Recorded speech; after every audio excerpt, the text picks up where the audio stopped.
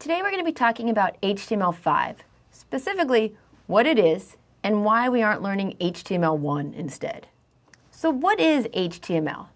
HTML stands for Hypertext Markup Language. Markup languages are actually very common. They're not the same as programming languages. Instead, they're special languages that use tags to annotate or mark up documents. In HTML, the tags tell the browsers where you want to put headings, images, lists, links, etc. A .html file is a special kind of file. You've already seen special file extensions before. Whenever you open a file that has .doc, your computer knows to open it in Microsoft Word. If you see a file with .ppt, your computer knows, oh, that's a PowerPoint file. I should open it in PowerPoint. In the same way, when your computer sees a .html file, it knows that it should open it in an internet browser such as Chrome, Firefox, or Safari. Your browser can read this file and it knows how to display it on the screen. It's more than that. HTML file tags also allow screen readers and other assistive devices to utilize the tags to present the information in new and special ways. So HTML is very similar to English. You can understand it even if you don't know much about it. Let's look at this example HTML file over here. Most of it is just typical English language. This is an important heading, or hi there, I'm going to include a link to the course page. But if you look closely, you can see we've added these little tiny tags that the browser uses to know how to represent the material. So H1 is just a heading tag. It says to the browser, hey, this is something really important. I want you to put it in bigger font. And also, if someone's using an assistive device, I want them to know this is something important. H2 also displays some sort of importance, but not as much. I have a P tag for paragraph, and I have another tag down here called an anchor tag to let the browser know, I don't want you to just show this material, I want you to actually link it to a different web page.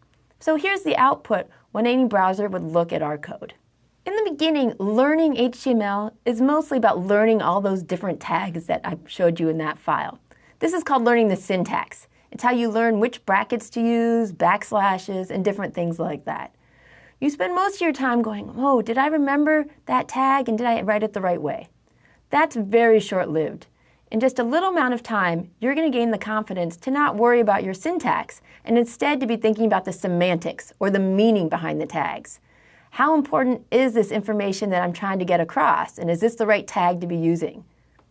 If someone's searching my page, can they find what they're looking for? Even if they can't see the text, can they use the tags to navigate through it? So what happened to HTML1? Why are we using something called HTML5? Well, let's talk about the early years.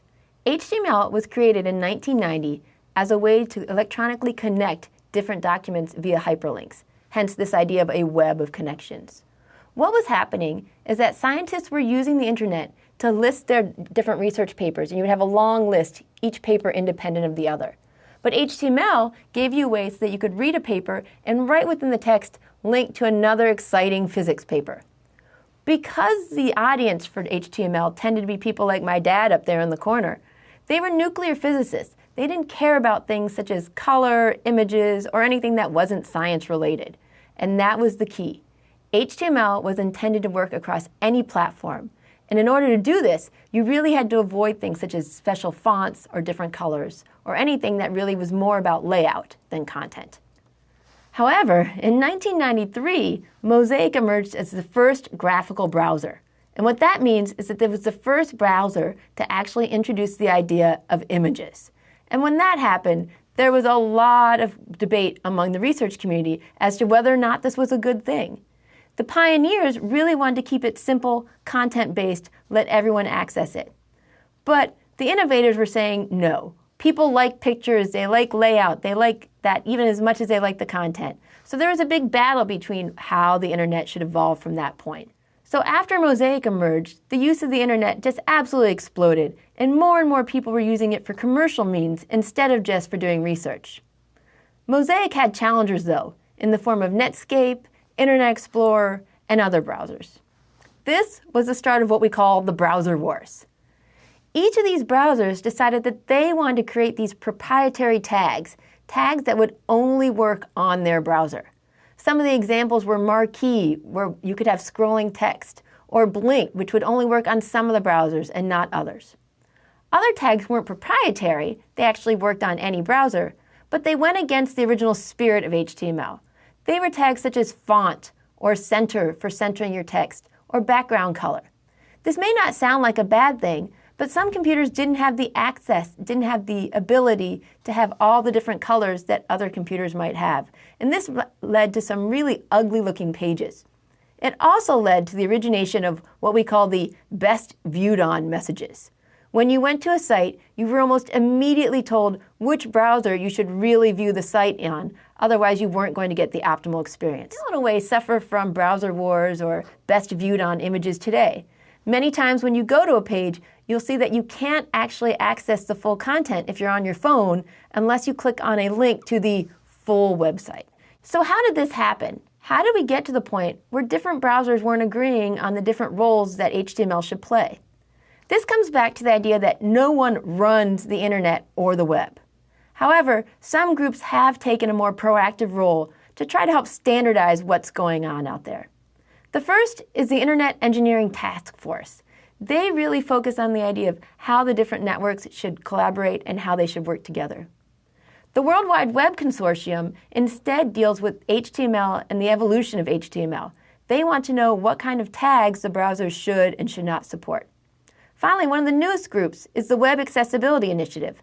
They want to make sure that no matter how people are accessing the web, they have the same ability to view the content. We had this evolution of browsers that we've been talking about. In 1990 to 94, it was all very simple, text-based. In 93, we talked about how the images entered the scene and pretty much exploded the internet. Cross-browser compatibility made many of the web pages just fall apart and led to incredibly ugly code. In the beginning of 2000, browsers went back to this idea of separating content from style. And in 2005, it became standard practice to use HTML files, which we'll be learning about in this course, to create the content, and CSS files to style it. So as the browsers evolved, so too did HTML. The way it tends to work in most computer science and technology fields is that it's the coders and the developers who push the standards. So as coders learned that there were more and more things they wanted the ability to do, it's the browser's job to keep up. So where are we now? HTML5 is a cooperation between the W3C and the Web Hypertext Application Technology Working Group. And what they've done is they've established these 4 guidelines for how HTML5 should be approached as browsers go to support it. The first idea is that new features should be based on HTML, CSS, which is the styling language, the DOM, and JavaScript. Nothing more. They want to reduce the need for external plugins. It's very frustrating when you're on a browser and you find that you can't watch the video that somebody posted. They also want to move so that markup, or the markup language, can replace scripting. If you find that more and more developers are writing code to make something happen, get rid of the code and just make a simple tag that can do it instead. And finally, HTML5 should be device independent. It shouldn't matter whether you're on your phone, your laptop, a PC, or even on a screen reader. You want everyone to have the same access to the information. So when you think back over this video, there are certain lessons I really hope stick with you. The first is the idea that HTML is not a programming language, but rather a way that browsers can translate documents into viewable web pages. HTML was intended to facilitate many different content types: images, pictures, links, lists, everything along that line. What we've found throughout the history of the internet is that when designers want to do something, they tend to write non-standard code to force browsers to do it. So this is why we're developing new standards in HTML5 to handle these new requirements that people desire and push browsers to adopt the new standards.